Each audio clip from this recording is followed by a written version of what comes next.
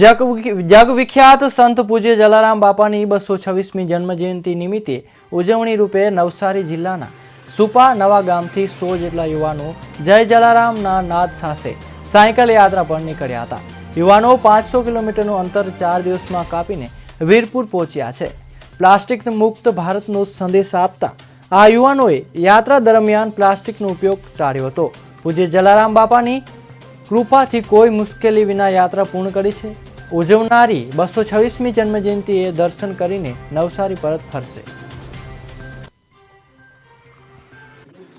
પાછલા 23 વર્ષથી સતત 2003થી અમારો સાયકલનો સંઘ લઈને આવીએ છીએ અને જ્યારે શરૂઆત થઈ ત્યારે 5 સાયકલો હતી. ત્યારબાદ વધી અને અમે કુલ 111 સાયકલો સાથે પણ અહીં અમારો સંઘ લઈને આવી ચૂક્યા છે. અને આ 23 વર્ષોમાં અમારે કોઈ પણ પ્રકારની એક પણ સાયકલિસ્ટને કે જાનહાનિ થઈ નથી.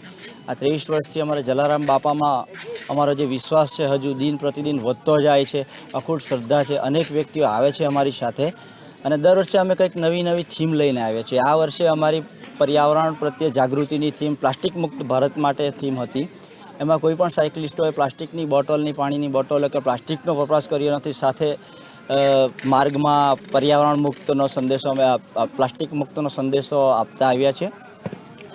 અને આ 23 વર્ષોથી અમે આવ્યા છીએ એટલે વીરપુર ગામમાં અમારા અનેક ઘરોમાં ઘર જેવા સંબંધો સ્થાપિત થઈ ગયા છે.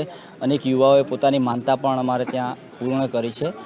જલારામ બાપામાં અમારી અખૂટ શ્રદ્ધા છે. આવનાર વર્ષોમાં અમે 200 સાયકલ લઈને આવીએ એવી અમે જલારામ બાપાને પ્રાર્થના